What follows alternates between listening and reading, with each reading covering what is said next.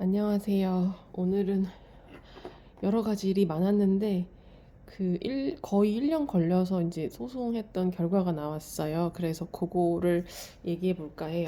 작년 10월에 소장을 이제 다 같이 접수한 거거든요. 한 70명, 80명 접수를 같이 했거든요. 그 얘기를 해볼게요. 오늘 판결문이 나왔는데 판결문 전체를 볼 수는 없었고 그래도 이제 판결의 핵심 요지는 전달받았거든요. 그 얘기를 이제 기록할 겸 이제 복귀할 겸 간단하게 얘기해 보려고 합니다. 그 2020년도 12월에 이제 지방에 있는 분양권을 샀어요. 아파트 분양권을. 그 아파트 분양권은 이제 총 분양 금액의 10%만 있으면 되거든요. 그러니까 제가 2억 6천인가 2억 7천 사이에 샀을 거예요. 그러면 2억 6천5백이니까 2,650만 원을 주고 샀어요.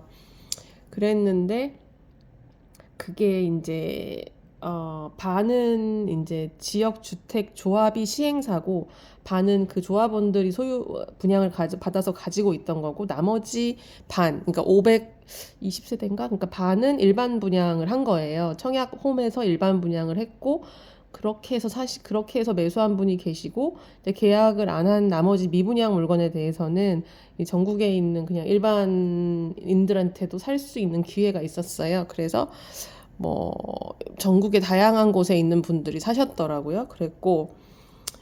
그래서 이제 그게 2020년도 12월이니까 이제 보통 아파트 500세대니까 한 3년 안에 완공되거든요. 근데 2023년 12월이 이제 입주 예정 기일이었는데 이제 중간에 뭐 공사비 인상도 있었고 자기들이 뭐 여러 가지 이유로 자금이 문제였겠죠. 자금난 공사비 그거를 건설회사한테 돈을 못 주니까 그 공사가 계속 딜레이가 된 거예요. 지연됐어요. 그래서 실제로는 올해 2월에 입주를 시작했어요. 그러니까 입주 지연이 14개월이 된 거예요. 이게 수도권에서 이런 일이 일어나면 엄청난 일이거든요.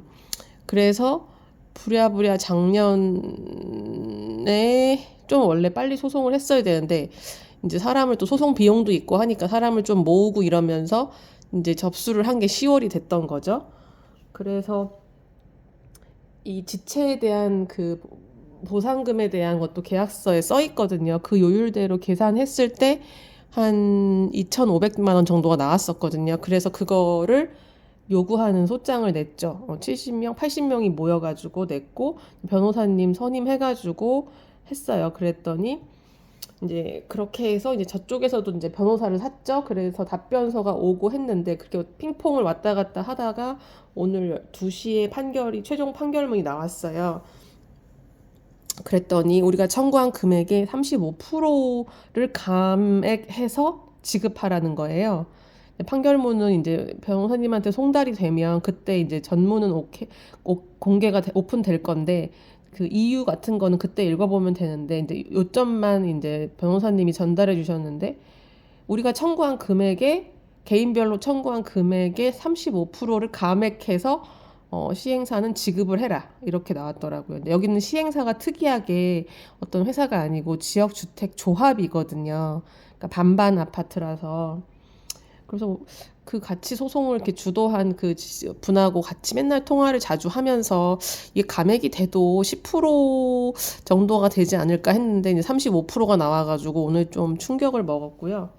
그리고 이 판결은 왜냐하면 저희가 그래도 100명 안쪽으로 소송을 했기 때문에 다른 아파트 현장에서도 혹시 지연될 때 이게 판례로 사용이 될 수 있거든요. 그러니까 판사 입장에서는 엄청나게 좀 무게감 있게 다뤄야 되는데 왜 이런 판결을 내렸는지 이제 이유를 한번 읽어보고 싶기는 해요.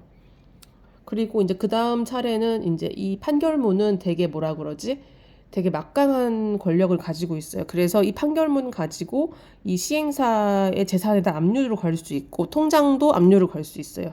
왜냐면 판사님이 돈을 줘라 했는데 안 주면 그 연체료도 아마 12% 붙을 거고 그렇게 해서 그들의 재산에 이제 재산권을 행사를 못하게 우리가 막을 수 있거든요.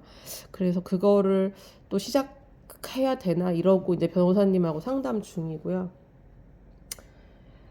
그래서 작년 10월에 했는데 이제 9월 초에 결과가 나왔다. 소송을 한번 하면 이렇게 거의 1년이란 시간을 꼭 기다려야 된다 이런 얘기를 해드리고 싶었고 판사에 대한 기대는 그렇게 공정하지 않을 수 있다?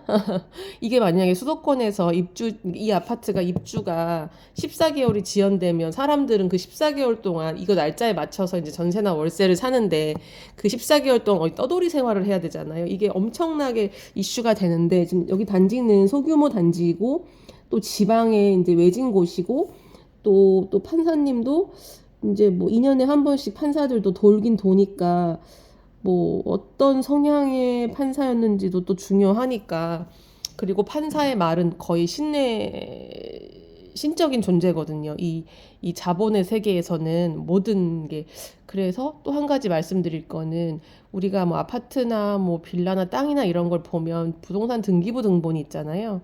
근데 사실은 등기부 등본은 판결문보다 효력이 없습니다. 만약에 등기부 등본이 홍길동에게 소유권이 있는 걸 확인하고 집을 사셨지만 어떤 제3자가 김길복 씨라는 분이 나타나서 판결문을 보여주면서 이 아파트는 김길복 씨 소유의 아파트입니다라는 판결문을 갖고 있잖아요. 그러면 그거는 김길복 씨의 아파트입니다. 그래서 이 등기부 등본의 효력이 없는 거를 경험이 없으신 분들은 잘 모르시더라고요. 예. 근데 그런 경우는 흔하진 않긴 한데 이제 원칙 그런 경우가 있으면 이러하다는 거를 말씀드리고 싶어요. 그래서 사실은 이 세상에 믿을 게 별로 없고 그렇습니다. 그런 건 정말 작정을 하고 사기를 치는 사람들한테 당하기 되게 쉽거든요, 일반인들이. 그래서 옛날에도 저희 아버지가 그런 경험이 있어가지고 근데 금액이 크지 않아서 그때는 다행이었는데 그게 판결문이 그 등기부등본보다 그 위에 있는 권한이라는 걸 제가 그때 알았어요. 그래서 이게 근데 사실 의심하면 부동산을 거래를 할 수는 없잖아요. 그래서 그 리스크를 확실하게 체킹하는 게 좋긴 하겠다 이런 생각을 했어요. 특이하게 쓰던지 뭐 어떻게 하던지. 근데 돈 들고 떠나면은 연락이 안 되면은 뭐 어떻게 할 수는 없는 건데 아무튼 그렇습니다. 판결문의 힘에 대해서 말씀을 드렸고 소송의 기간에 대해서 말씀을 드렸어요. 이제 돈을 또 받아내는 과정은 다음에 이제 또 그 과정이나 결과가 있으면 한번 얘기를 해보겠습니다. 네, 들어주셔서 감사합니다.